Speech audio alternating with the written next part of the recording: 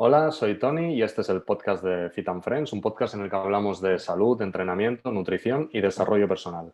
Y hoy tenemos con nosotros a Javier Sánchez, que es entrenador personal, preparador físico especializado en readaptación de lesiones, sobre todo de tobillo, rodilla y cadera. Es amante del baloncesto y del ejercicio físico en general. ¿Qué tal, Javi? Cuéntanos un poco quién eres, de dónde vienes, en qué consiste tu trabajo, para que la gente que no te conozca pueda saber de ti. Buenas. Bueno, ya lo has dicho tú un poco, ¿no? Pero sí, yo soy Javi. Por el acento notaréis que de Lleida no soy. Entonces, bueno, vengo de Cádiz. Y sí, soy graduado en Ciencias de la Actividad Física y el Deporte. Y también tengo un máster en Readaptación Deportiva. Eh, Llevo trabajando en esto realmente no demasiado tiempo. Llevo 3 años y medio, o casi 4 años. Pero llevo formándome desde, bueno, desde la universidad, ¿no? Con 20, porque por historia de vida yo empecé estudiando una cosa, al final me cambié, pero desde los 20 años llevo formándome y aquí estoy ahora. La verdad es que muy contento de estar aquí con vosotros y de estar, no, de poder aportar mi granito de arena, ¿no? A todo esto, que yo creo que al final, entre todos, si podemos compartir un poco de información y darnos un poco de ayuda unos a los otros y que todo el mundo aprenda, pues mejor. Perfecto. ¿Qué edad tienes ahora? Yo cumplo 29 dentro de un par de meses. O sea, 9 añitos de formación. No está nada Sí, mal. y los que me Está queden. bien. Vale, Javi, explícanos un poquito qué es la readaptación deportiva para que lo podamos entender. Vale, a ver, la readaptación deportiva es la parte del proceso de recuperación de una lesión que entra después de la curación biológica. ¿Cómo explicamos esto? Tú produces una lesión, tienes un trauma, sea la que sea, ¿eh? A veces necesitas cirugía, a veces no, pero hay un proceso de curación biológica, de curación de todos los tejidos y toda la zona que está dañada, ¿no? Y la readaptación deportiva, como bien dice su nombre, es la vuelta o el volver a adaptarse a los ritmos de competición o a los ritmos que exige un deporte en concreto, que no tiene nada que ver con que una articulación ya esté, o una articulación o un tejido, lo que sea, ya esté sano o no esté sano. Porque no es lo mismo, si tú tienes una lesión en tobillo, quizás la articulación está sana pasada 3 semanas o algo así, por decir, ¿eh? No quiero dar datos específicos, pero quizás tú no estás preparado para volver a jugar hasta pasado un mes y medio. Y esto es una cosa que se ve mucho, ¿no? Con mucha gente que ya no tiene dolor y enseguida vuelve a jugar o a hacer cualquier cosa y vienen muchas molestias, ¿no? Pero bueno, la adaptación sería eso principalmente. La parte del proceso de recuperación que viene después de la curación biológica hasta que vuelves a practicar el deporte que te guste. Vale, o sea, podríamos decir que es como la fase posterior a que tú te hayas recuperado del dolor, la lesión estructural, en la cual con un especialista trabajarías para preparar de nuevo a esa persona o ese atleta a hacer lo que estaba haciendo antes. Es Sí, como creo que volver también es al estado importante. anterior. Sí, creo que también es importante apuntar que no son procesos que tú pongas una línea y digas, de repente ya he acabado uno y de repente tengo que pasar a otro, sino que son Ujú. procesos que entrelazan entre ellos, ¿no? Y que se entrecruzan y que también requieren de más de un... Es decir, si se quiere hacer súper bien y de la mejor manera posible, requiere de más de un profesional, requiere de un fisioterapeuta, requiere de un entrenador o un readaptador, requiere a veces de un psicólogo, requiere a veces de un nutricionista, requiere de muchas personas que pueden ayudarte, ¿no? Obviamente hay distintos niveles, ¿no? Para esto, pero sí que depende un poco de la situación, hará falta una cosa u otra. Vale. Explícanos un poquito por qué te especializaste en la readaptación, qué es lo que te movió. Bueno, a mí el tema de las lesiones y tal siempre me ha parecido interesante. Y sobre todo siempre me ha parecido interesante el hecho de que mucha gente con la misma lesión, la recuperación sea totalmente diferente, ¿no? Es decir, hay muchos factores que influyen en una lesión y, y no los comprendemos todos, ni hoy en día, ni creo que en los próximos 50 años los vayamos a comprender del todo. Y bueno, y tirales. Pero bueno, esto me parecía bastante interesante. Por eso yo hice mi TFM con respecto, bueno, relacionado con las lesiones del ligamento cruzado anterior en la NBA en los últimos, no me acuerdo cuántos fueron, pero en los últimos 15 años, me parece, o algo así. Hice como una especie de revisión, cómo habían sido esas lesiones, cómo habían sido las recuperaciones y tal y eso. Y se me resultan muy dispares, ¿no? Y estamos hablando del nivel más top que puede haber, ¿no? Yo soy un fanático del baloncesto americano, ¿no? Entonces, pues, siempre me intento mover un poco por esos sitios. Pero bueno, me pareció curioso, ¿no? Hay casos, ¿no? Yo sé, de Ricky Rubio, que lo conocemos casi todos, él tuvo un cruzado y ha vuelto bien, pero por ejemplo tuvimos el caso de Derrick Rose, que se rompió el cruzado, además se lo rompió 2 veces el pobre, y, y ahora estaba jugando otra vez a un nivelón, no el mismo que jugaba antes, pero han pasado 10 años, a lo mejor desde que tuvo la lesión, o sí, me parece que han sido 9 o 10 años. Y joder, es curioso, ¿no? Que las recuperaciones de uno y de otro sean tan dispares y me interesaba saber un poco más el porqué de esto y el proceso y cómo yo puedo aportar a toda esta, bueno, sí, a todo este proceso, ¿no? De recuperación de lesiones e intentar entender un poco el porqué de estas cosas. Fue lo que a mí Claro. me motivó un poco a todo esto. ¿Qué diferencias puede haber, por ejemplo, de una persona a la otra, por la cual en una misma lesión una persona pueda tardar 2 meses y otra 4, si parten de una base similar como puede ser la élite?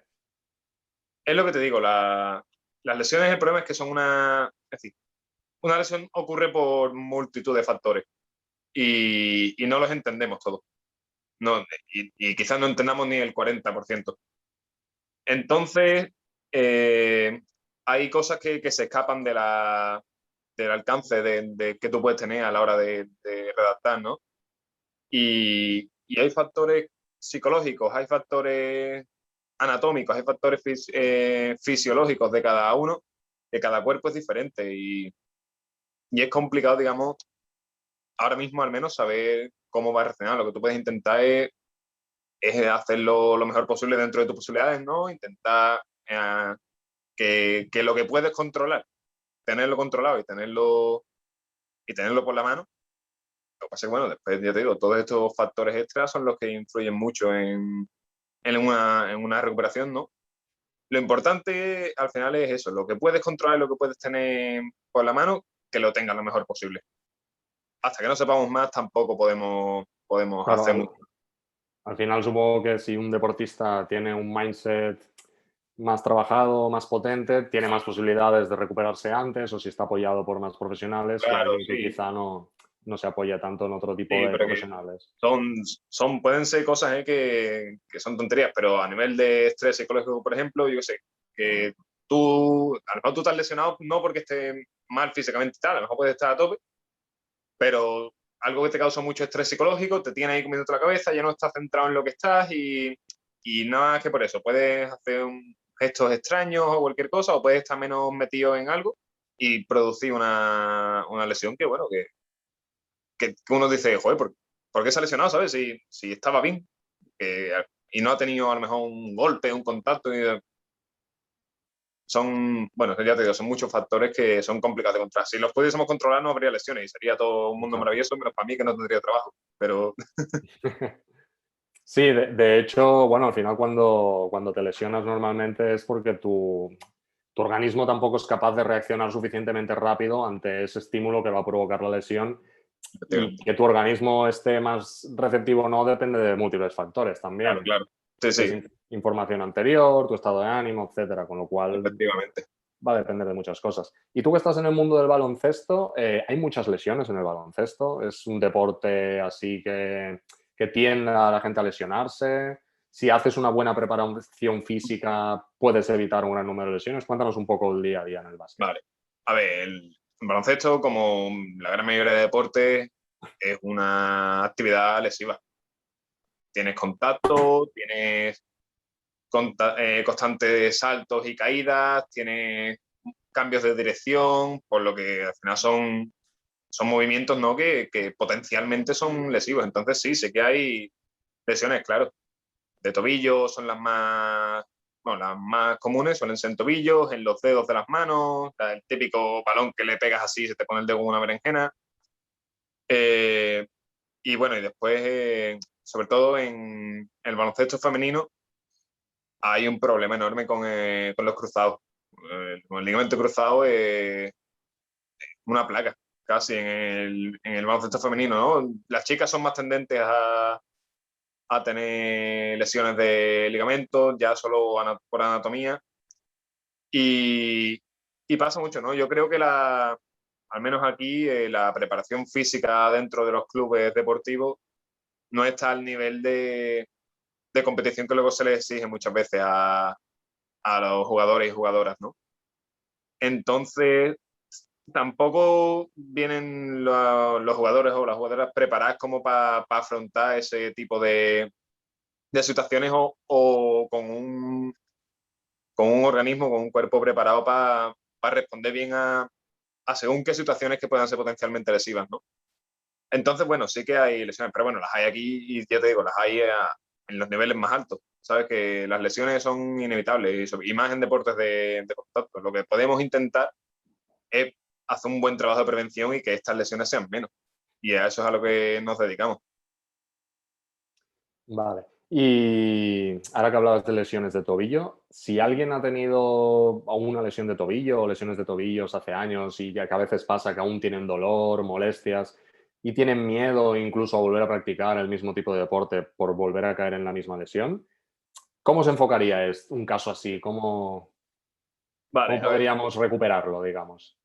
lo primero es que yo creo que es hacer entender a la persona que si después de un año o varios años de una lesión de tobillo sigues teniendo dolor en el tobillo, el dolor no está en el tobillo, sino que está en la cabeza. Y entiéndeme, no es que no le duele el tobillo, ¿eh? Obviamente a la persona siente dolor en el tobillo, pero no hay ninguna estructura que esté dañada, o seguramente no va a haber ninguna estructura que esté dañada, como para que te pueda producir dolor en el tobillo.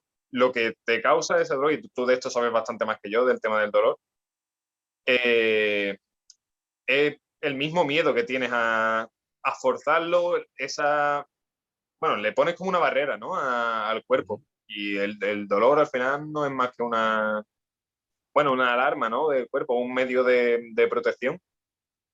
Y lo primero es entender eso, que tú ya no estás lesionado y que puedes hacer cosas. Obviamente, a lo mejor no estás preparado para volver a jugar el deporte que quieras hacer, pero lesionado ya no estás. Después de un año, por muy mal que te hayas recuperado de un tobillo, a no ser que yo sé, que tengas una fractura de esta que te ha explotado el tobillo, pero después de un año estás recuperado, ¿sabes? Entonces, lo que tienes que hacer es volver a adaptarte. Al final, el cuerpo es súper adaptativo.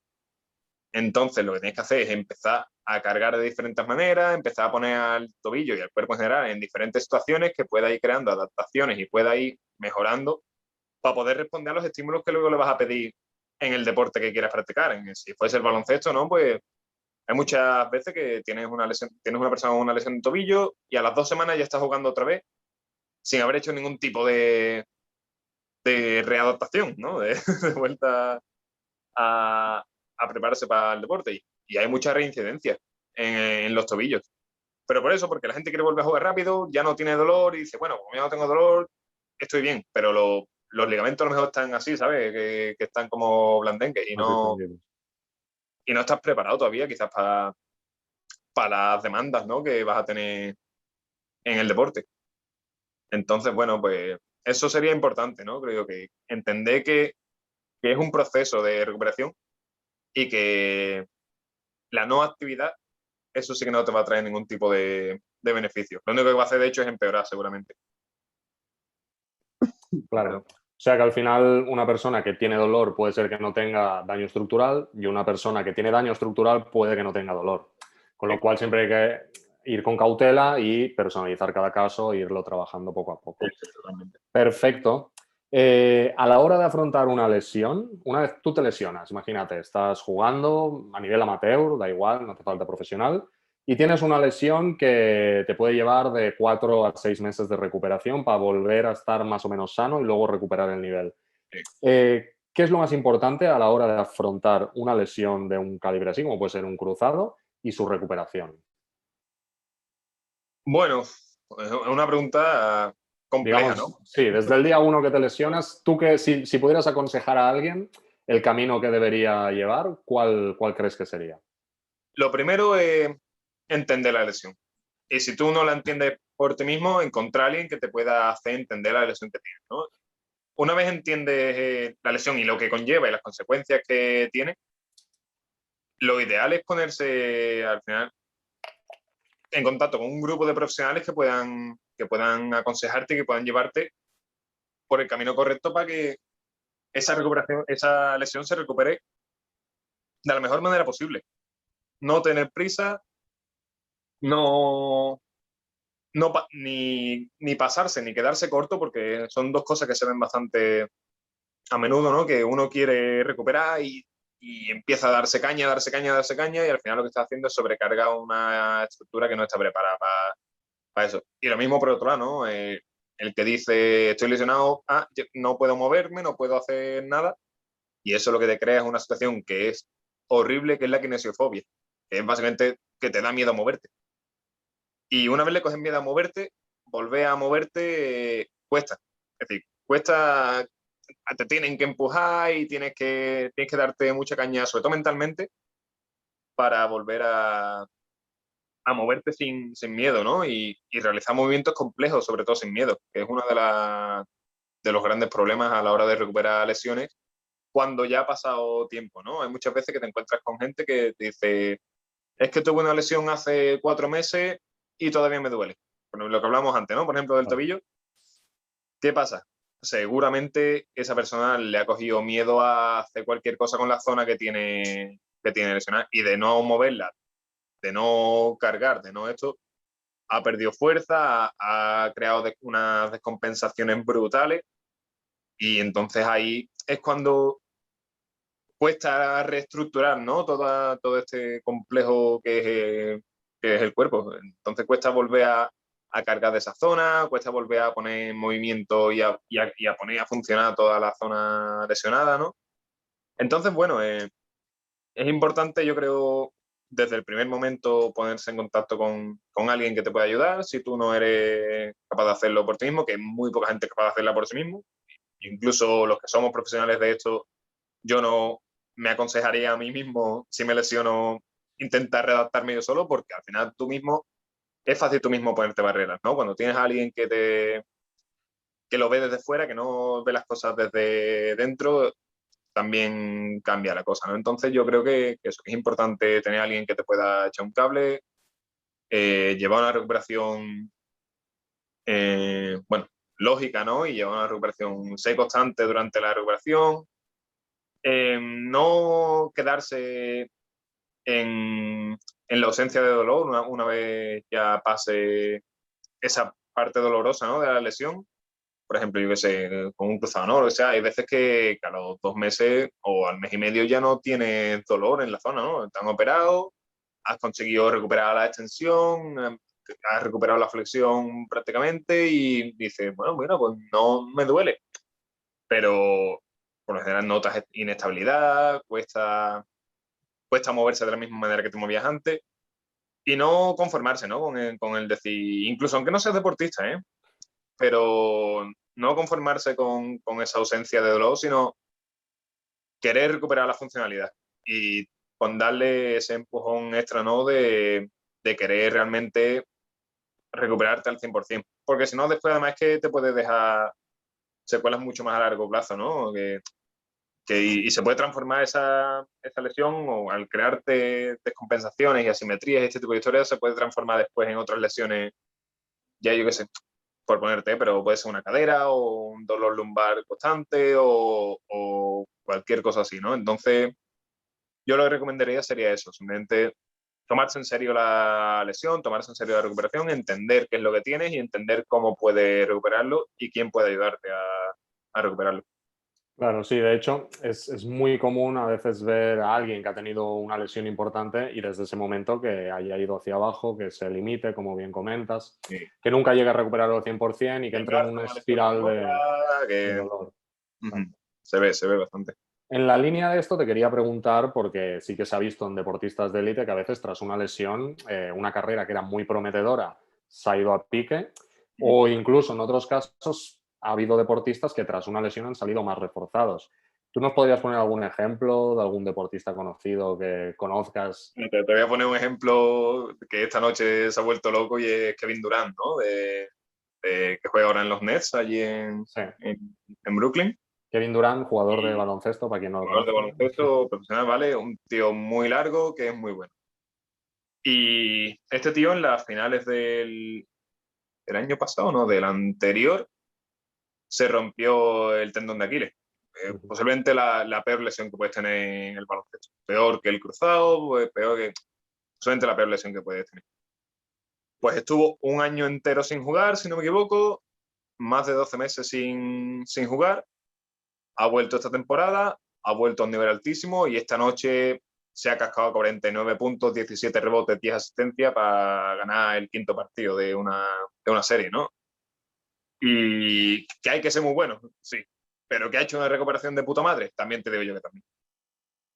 Entonces, bueno, ese es el caso. Y después tienes casos que se ven claros.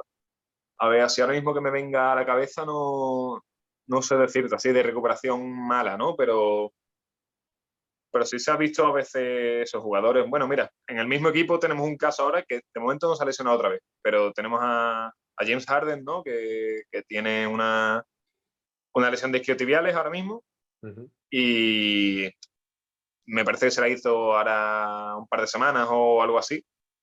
Y está súper renqueante. ¿Qué pasa? Que en el equipo están el otro, el loco este de Durán que está haciendo mucha locura, pero está prácticamente él solo, por así decirlo, ¿no? El equipo está construido alrededor de 3 estrellas y esta es otra de ellas. Y está jugando porque tiene que jugar, porque es que si no se van para casa.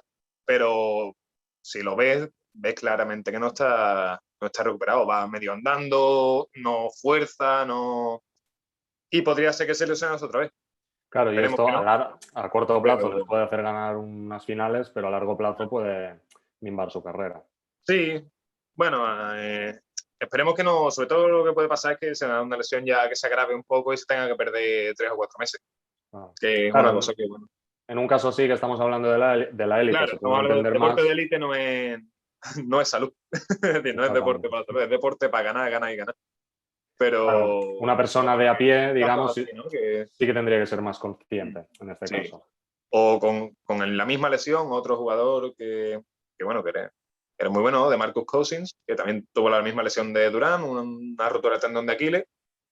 Y ahora pues sigue jugando, pero a un nivel 10 veces más bajo del que tenía antes. ¿Y Bueno, cuánto hace de su lesión en este caso? eso no me acuerdo, creo que fue hace 3 años o cuatro quizás. Hace 4 años o por ahí, me Claro. parece. Esto sería, por ejemplo, un ejemplo de dos lesiones similares con una muy buena recuperación Exactamente y la misma una... lesión, pero dos recuperaciones diferentes. Y posiblemente hayan hecho una buena recuperación los dos, ¿eh? No, porque, a ver, están en un sitio que, Claro, que claro. seguramente tengan gente buena. Y seguramente la recuperación haya sido buena, pero ahí entra el tema este, ¿no? De dos personas diferentes, dos cuerpos diferentes. Los dos miden 2 metros 10 casi, uno un poquito más, otro un poquito menos. Pero bueno, uno también pesa a lo mejor 20 kilos más que el otro, que también puede influir, son cuerpos diferentes, son maneras de jugar diferentes. Es que todo puede influir, ya te digo, Claro. no son También, tantos factores que es complicado, es decir, es complicado enumerarlos así de repente sin exacto. ponerse, ¿no? En serio. Y Sí, bueno, también te quería preguntar sobre la actitud y los pensamientos positivos a la hora de recuperarse. Va enlazado, supongo, también un poco en esto, ¿no? yo creo que sí. Y con todo, bueno, todos los profesores que he tenido, con toda la gente que ha hablado y eso, dicen que es muy importante. Al final, querer recuperarte de una lesión es importante, ¿no? Si tú entras en un bucle de negativismo en el que, ay, que ya no voy a poder, que no sé qué, que no sé qué, no sé cuánto, de negatividad, negatividad, negatividad, influye, pero te influye a ti mismo a la hora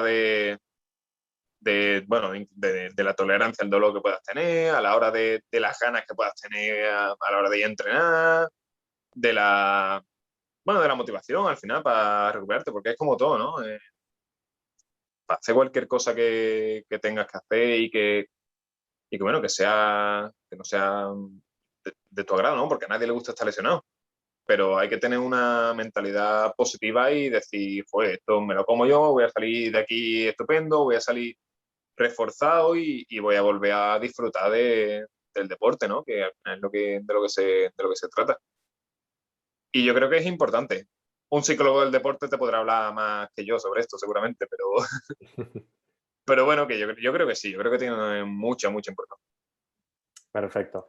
Y a nivel de preparación física, en cuanto estamos hablando de gente que no es profesional, o sea, porque sí que es muy común ver, pues lo típico, la gente que juega la pachanga del fin de semana, Sí, dos partidos de pádel, pero no hacen ningún otro tipo de ni ejercicio de fuerza, ni preparación física. sí. ¿Qué podríamos aconsejarles a la gente que practica deportes que pueden tener lesiones, por lo que comentabas tú, cambios de ritmo, saltos, Sí, etcétera, y no están haciendo una preparación física en condiciones porque no viene intrínseco, digamos, al no ser profesional? sí. ¿Qué les podríamos aconsejar? ¿Por dónde podrían empezar? Vale, mira, yo esto me resulta súper interesante porque es una de las corrientes de entrenamiento, ¿no? Una especie de filosofía de entrenamiento que yo intento seguir ahora bastante, que es entrenar, ¿no? Y entrenar lo entiendo por entrenar en el gimnasio o entrenar en una preparación física dentro de un ambiente de gimnasio, ¿no? Por así decirlo, o de sala de entrenamiento, para el deporte que quieras hacer.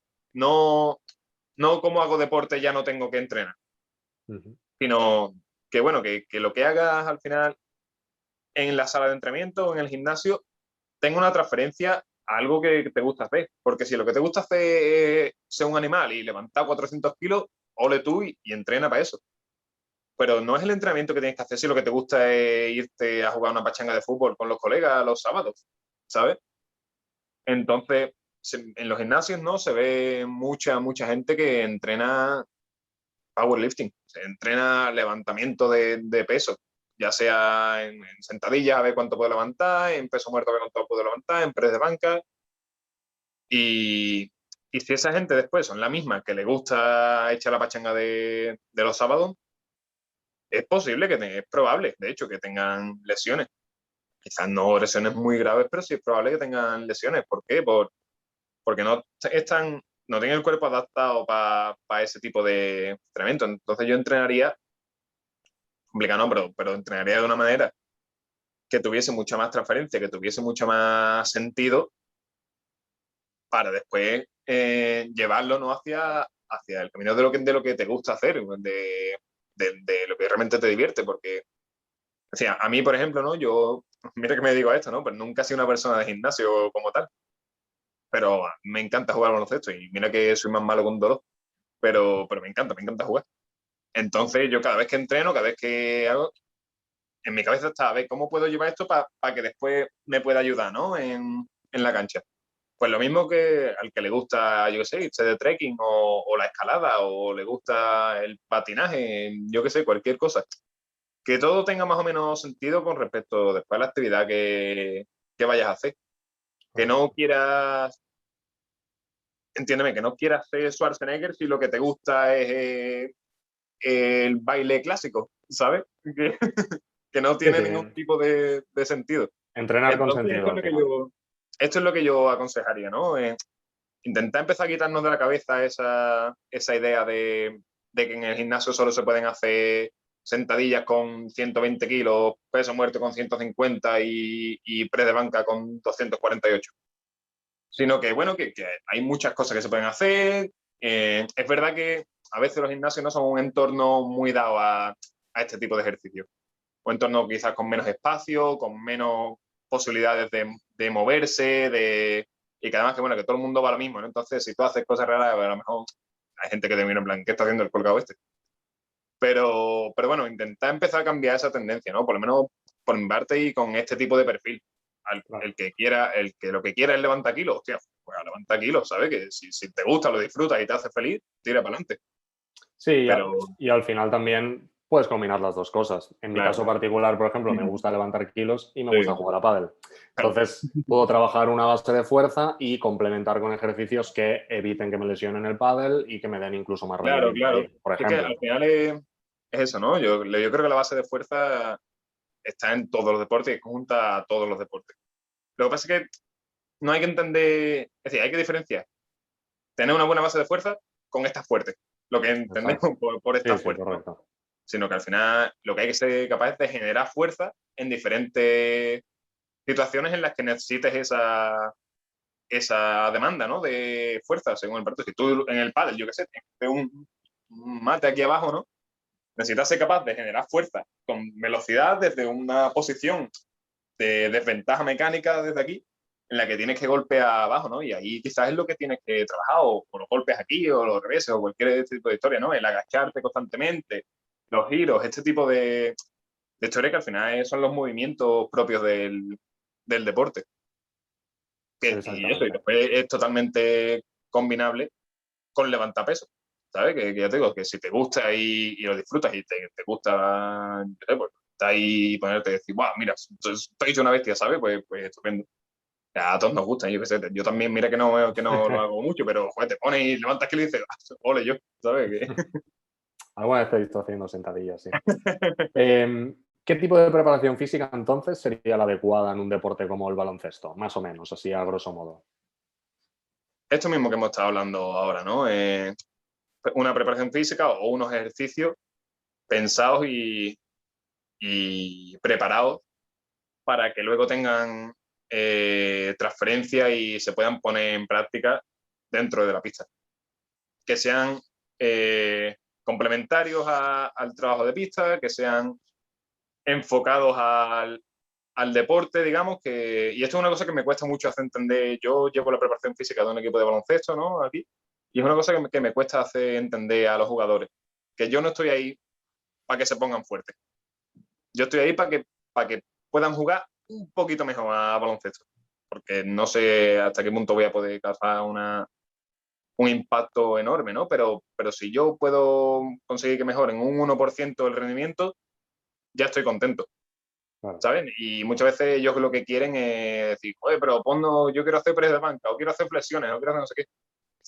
Y es complicado, ¿no? Hacerles entender a ellos que, joder, que realmente para mí ese no es lo que yo tengo que hacer, ¿no? Como preparador físico de un equipo de baloncesto. Lo que tengo que hacer es que se muevan mejor, que sean capaces de cambiar de dirección un poquito más rápido, que sean capaces de saltar un poquito más alto o un poquito más rápido, que sean capaces de moverse lateralmente bien. Entonces, eso, al final yo creo que la preparación física tiene que estar totalmente entrelazada con el deporte para el que la haga. Y no tiene nada que ver una preparación física para baloncesto como una preparación física para waterpolo o una preparación física para, yo sé, para hípica, ¿sabes? O para motocross. Claro. Es que son cosas totalmente diferentes Y al y hay final, que ser lo que capaz te de... piden, exacto, lo que te piden que es estética, puede no tener nada que ver con el rendimiento que necesitan luego en la cancha. Claro, claro, efectivamente. Entonces eso, ¿no? Yo creo que esa debe ser la base de la que debemos partir. Después intenta hacerlo lo mejor posible y que tú, es decir, que lo que tú propongas seas capaz de defenderlo y seas capaz de ¿cómo decirlo?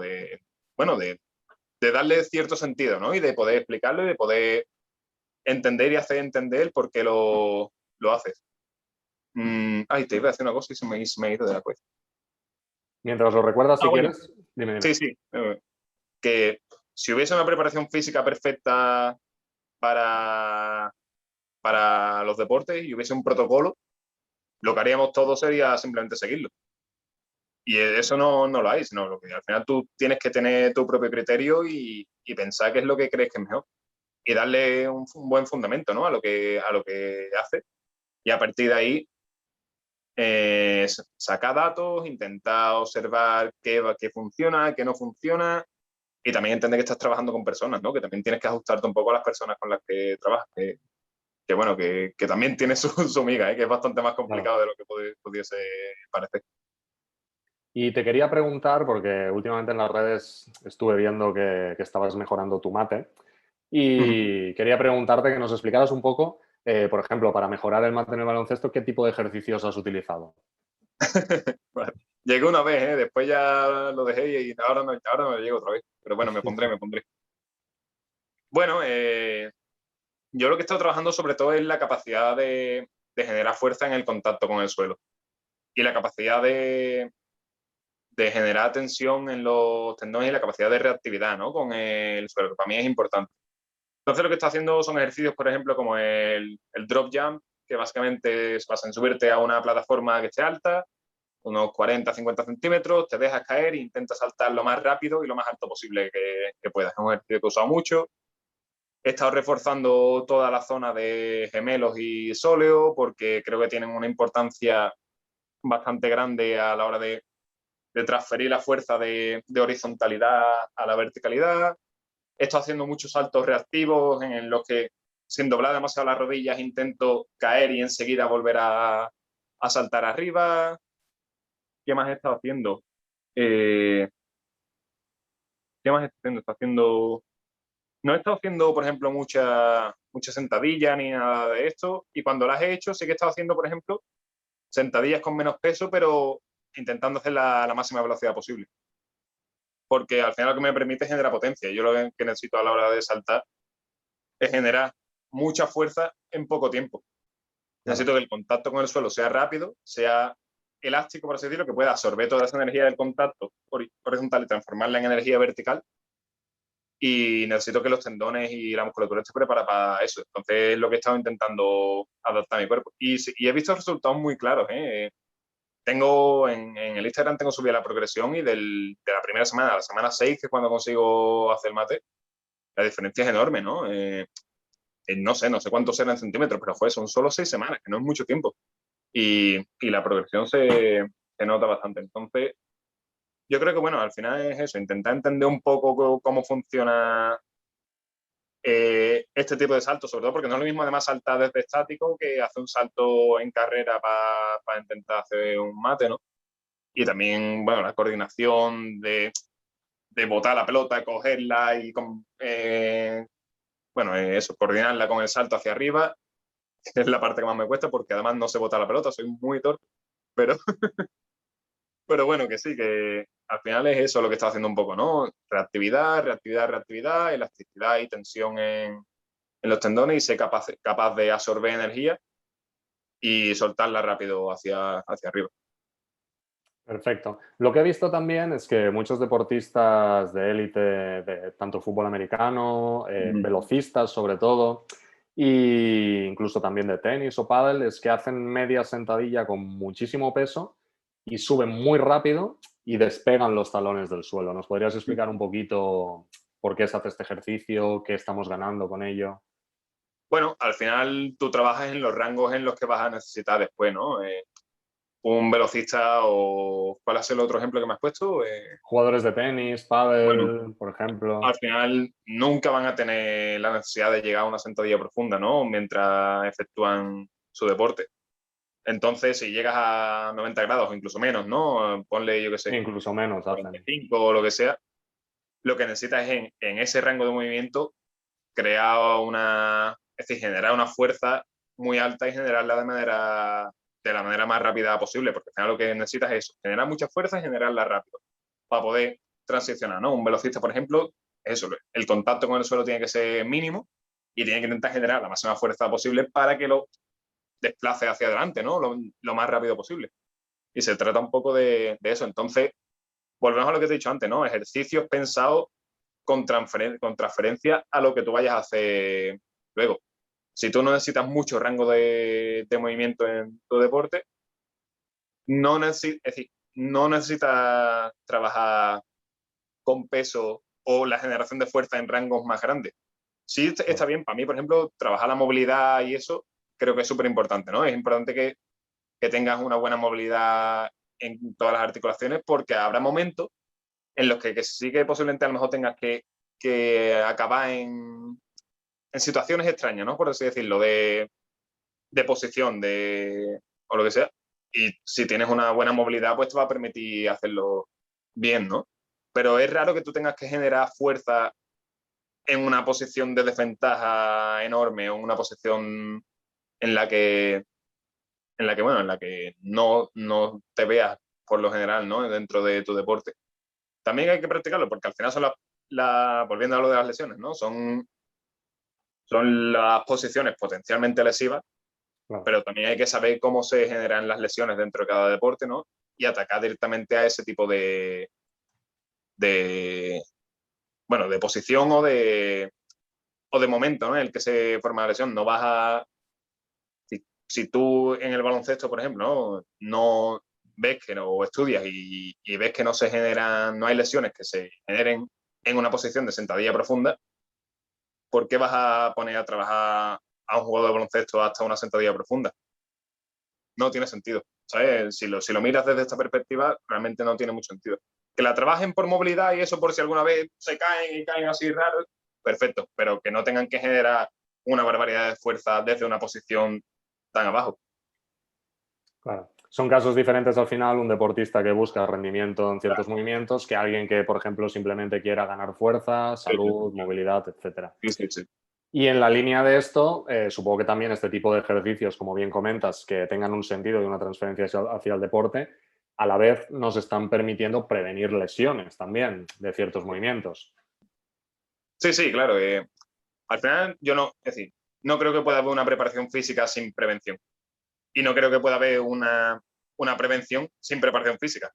Están totalmente conectadas las dos cosas, ¿no? Al final la prevención no es más que ser capaz de poner al cuerpo en una situación que pueda estar preparado para, para movimientos o para otras situaciones que sean potencialmente lesivas. Si tu cuerpo es capaz de responder sin fallar en ese tipo de situaciones, ya estás previniendo una lesión. Y eso al final no es otra cosa que estar preparado físicamente para afrontar ese desafío, ¿no? que te pasa durante la práctica del deporte. Entonces están totalmente interconectados. Se le puede poner más énfasis a una cosa, más énfasis a otra, más énfasis al rendimiento, más énfasis a la prevención, pero una cosa siempre va a ir de la mano de la otra. Perfecto. Yo por mi parte te he preguntado todo lo que tenía preparado. ¿Alguna cosa más que quieras aportar? ¿Algo que quieras aconsejar a la gente que te esté escuchando? Bueno, no mucho más, ¿no? Si habéis estado un poco atentos a lo que digo, mi filosofía un poco de entrenamiento es esta, ¿no? Siempre está tener cierta especificidad a la hora de entrenar, ¿sabes? No en mi Instagram, voy a hacer un poco de autopromoción, pero es Ahora te entrena iba con a preguntar sentido, ¿no? sobre esto. Y, y el nombre viene por eso mismo, ¿no? Porque yo creo realmente que cuando entrenas tienes que entrenar con sentido y entiéndeme, con sentido con respecto a lo que luego vas a hacer. No es lo mismo un entrenamiento para una señora de 70 años que lo que quiere es poder llegar a coger la taza de la estantería de arriba, que un entrenamiento de un hombre de 40 que se va a esquiar todos los inviernos a la montaña, ni lo mismo que un chaval de 25 que le encanta jugar a balonmano. Son situaciones diferentes y hay que tratarlas como lo que son. Situaciones en las que cada uno espera una cosa diferente del entrenamiento. Entonces, bueno, yo lo que creo es que nosotros, ¿no? Los profesionales del ejercicio y del deporte, tenemos que entender esto y no podemos caer en protocolos, que pasa a veces, ¿no? Y yo también he caído en eso algunas veces. Yo creo que a todos nos ha pasado, ¿no? Que a lo mejor no sabes muy bien por dónde tirar, no sé qué, y caes en el decir, bueno, me voy a lo fácil, que te pongo a hacer sentadillas, te pongo a hacer peso muerto, te meto algo diferente, así un poquito de trabajo rotacional de core o lo que sea, y me limpio las manos. Es fácil caer en eso, pero también creo que por otra parte, si lo hacemos constantemente, no estamos haciendo bien nuestro trabajo. Entonces, bueno. Puede servir como una base si Sí, sí, venimos claro. de cero y después ya hay que ir especificando y Sí, sí, trabajando claro. Y después a la gente que quiere empezar a entrenar, ¿no? O que quiere introducirse al deporte, también le diría que no entrenen por entrenar, sino que se pongan un objetivo, ¿no? Y un objetivo que se lo pongan porque les gusta, porque de verdad les haría ilusión hacer X cosas. Que no digan, joder, voy al gimnasio porque me han dicho que es bueno ir al gimnasio. Claro. Sino que digan, voy al gimnasio porque, joder, me apetece empezar a jugar pádel, ¿no? Por ejemplo, en tu caso. Y no he jugado nunca y me gustaría empezar a sentirme bien jugando a pádel o empezar y no lesionarme, o empezar y verme más ágil, ¿no? Bueno, en el caso, yo qué sé, gente con problemas a lo mejor de obesidad. Dices, me quiero ver mejor, pero ya no solo me quiero ver mejor, sino que quiero poder agacharme y levantarme del suelo sin esfuerzo. Y quiero poder subir las escaleras y no cansarme. Y quiero poder, que si veo que el autobús se me escapa, correr y coger el autobús sin echar un pulmón por la boca. Pues este tipo de cosas, ¿no? Que no sea solo tengo que entrenar porque me han dicho que tengo que entrenar, sino, joder, quiero entrenar porque quiero hacer esto. O me gustaría iniciarme en la escalada, o me gustaría yo qué sé, irme ir a la playa y jugar a las palas con mis hijos, o con mi marido, o yo qué sé, o con mis colegas, ¿sabes? Al final este tipo de cosas, ¿no? Siempre tener cierta motivación para entrenar, que no lo hagas porque te han dicho que hay que hacerlo, sino joder, que realmente le veas una utilidad, ¿no? Y que le veas algo. También es Sí. perfectamente válido el decir me quiero ver y quiero estar más fuerte que el vinagre, ¿eh? Es una motivación tan buena como cualquier otra. Pero bueno, que al final que te busques la que a ti te motive. Y la que a ti te motive no tiene por qué ser la misma que motiva al de al lado, que te motiva a ti o que me motive a mí. Cada eso es totalmente personal y cada uno tiene que encontrar la suya. Exacto, y al final la planificación de objetivos es lo que tú dices, va a hacer que seas más constante, que Sí, sí, sí. te mantengas haciéndolo y tienes un porqué. Y al final cuando tienes un porqué es más sencillo tener esa Sí, sí, sí. constancia. Ujú. Perfecto, Javi, Totalmente. pues cuéntanos para la gente que quiera encontrarte en redes o contactar contigo, ¿cómo lo hacen? Bueno, en Instagram soy @entrenaconsentido con. Aquí le decís, bueno, yo Barra siempre he dicho baja, guión bajo, no sé, aquí le decís sí, barra baja, ¿verdad? Pues como guión entrena barra bajo, sí. baja con barra baja sentido. Después me podéis encontrar también aquí en Barcelona, trabajo presencialmente en un sitio que se llama Gym Now, que está en calle Balmes, y allí hago readaptación deportiva, ayudo con la rehabilitación y hago entrenamientos personales. Entonces, por allí sí que estoy bastante disponible. Y si queréis contactar conmigo, bueno, dentro de Instagram podéis escribirme, estoy bastante, a ver, bastante activo. No, no soy un loco de las redes sociales, tampoco nos vamos a engañar. Pero sí que estoy activo y estoy presente, ¿no? Por lo menos. Y bueno, si queréis entrenar con sentido, ¿no? Pues ya sabéis dónde podéis acudir. Perfecto. Pues muchísimas gracias, Javi, por tu tiempo. Ha sido un placer Nada, a esta ti por charla. contactar conmigo. Hemos aprendido cosas interesantes hoy, porque al final el tema de las lesiones siempre es algo que está cogido por los pelos, Hay, como has dicho, no se comprende mucho. sí, hay mucho desconocimiento, creo yo, en cuanto a lesiones.